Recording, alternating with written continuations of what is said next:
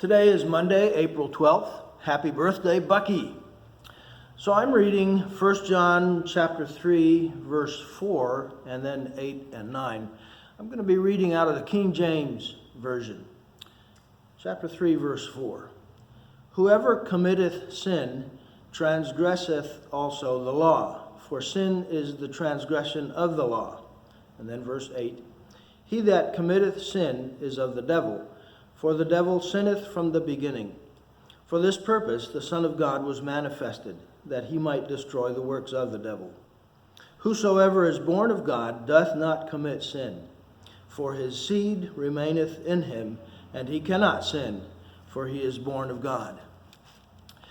Unfortunately, these verses have been used to teach the idea of sinless perfection, that is doable in this life. It is possible to attain the position of not sinning at all. But to do so ignores the grammar, the verbs, the form of the verbs, which the King James Version really doesn't bring out. And strangely enough, neither does the NIV.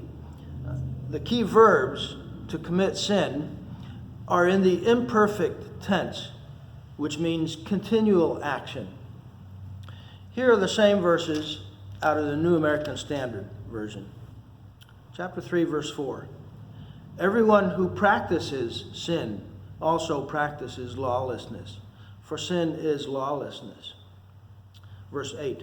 The one who practices sin is of the devil, for the devil has sinned from the beginning.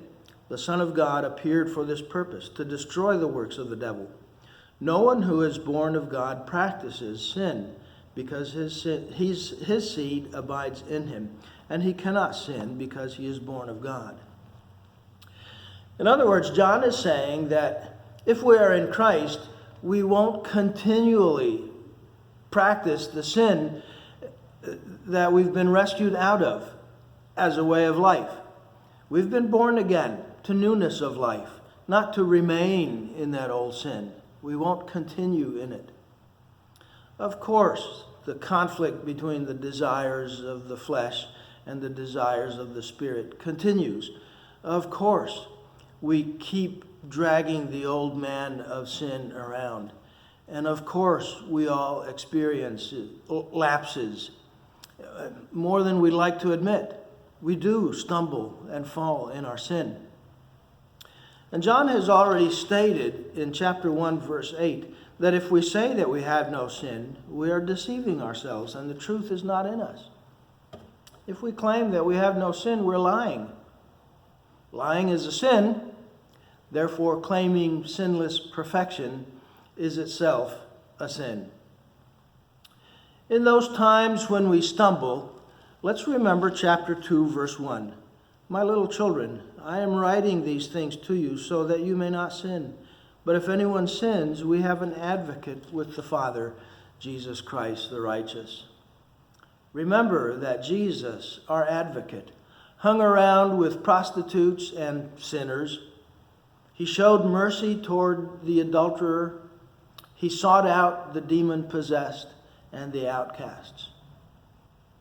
Instead of denying our sin, and instead of condemning others because they haven't achieved sinless perfection like you have, instead, let us confess our sin and find that he is faithful and just to forgive us our sin and to cleanse us from all unrighteousness.